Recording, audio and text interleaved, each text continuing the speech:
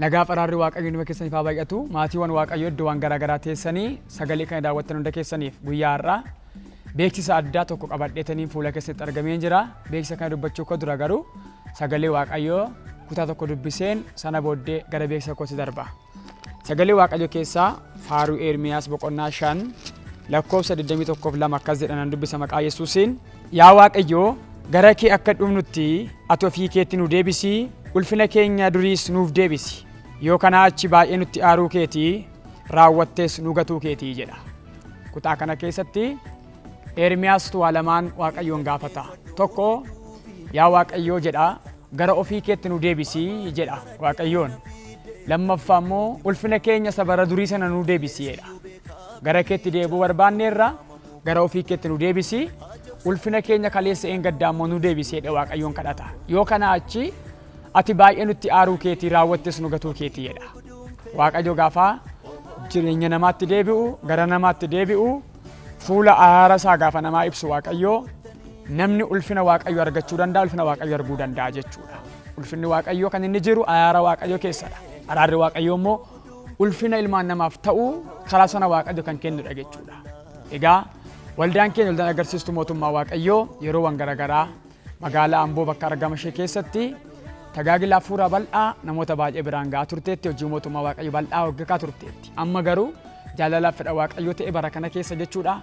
Bakka biraatti sagantaa hafuuraa kuruseedii guddaan qophaa'ee jira jechuudha. Kuruseediin kun qophaa'ee kan jiru godina Horroo Guduruu Wallaggaa magaalaa Fincuwaatti sagantaa ajaa'ibsiisaan qophaa'ee sin eegaa jira jechuudha.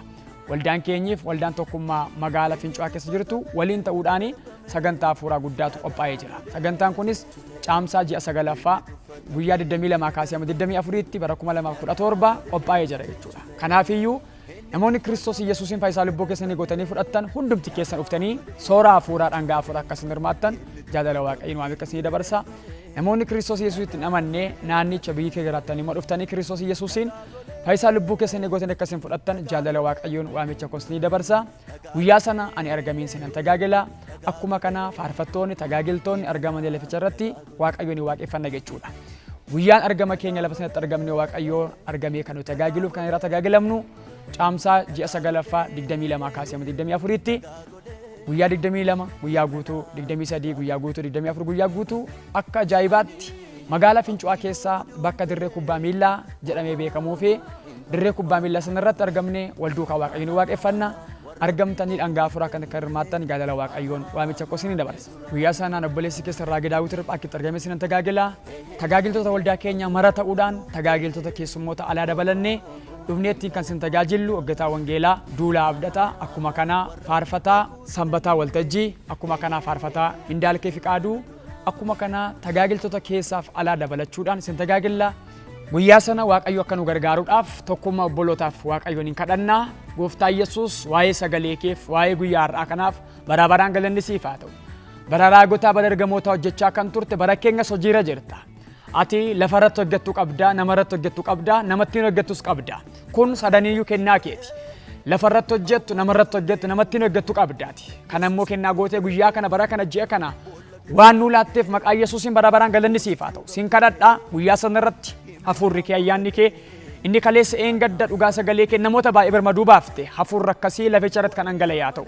Yaa waaqayyoo sagantaan kun akka hin taaneef garuu karaa garaagaraa seexanni jireenya namaatti laphee namaatti galee haala garaagaraatiin danquu kan barbaadu humna maqaa Yesuus Kiristoosiin kan rukutame haa ta'u. Laficharraa, magaalicharraa, biyyicharraa, naannicharraa maqaa Kiristoos Yesuusiin kan rukutame haa ta'u. Namoonni akka isaan ba'anii sagalee kee soorranneef sitti kan hin amannee akka hin dhufneedhaaf karaa kan cufu daangaaf gufuu kan ka'u kamiyyuu kan rukutame haa ta'u. Maqaa Yesuus Kiristoosiin kan rukutame haa ta'u. Dubbii isaa ergee isaan fayyisee boolla du'aa keessaa isaan baase akka jiru sagaleen kee dubbii kee dhagaanii sagalee kee dhagaanii akka hin hiikamne wanti godhu danquu kan barbaadu humna maqaa Yesuusiin magaalicharra, naannicharra, biyyicharra daandii namoonni dhufan irraa kan rukutame haa ta'u. Maqaa Yesuusiin kan rukutame haa ta'u. Hamma guyyichaatti namoonni viidiyoon kun sagaleen kun sin bira ga'u moo'icha argaa. Abjuu gurguddaaf sagalee moo'ichaan waaqayyo gara keessanaa dhufu. Maqaa Kiristoos Yesuusiin hulaa banama moo'icha dinqii argaa ammasitti. Laficharratti harki kee irreen kee waan argamuuf si haa galatu. Kana waan goota bulfaadhu maqaa Yesuusiin ameen.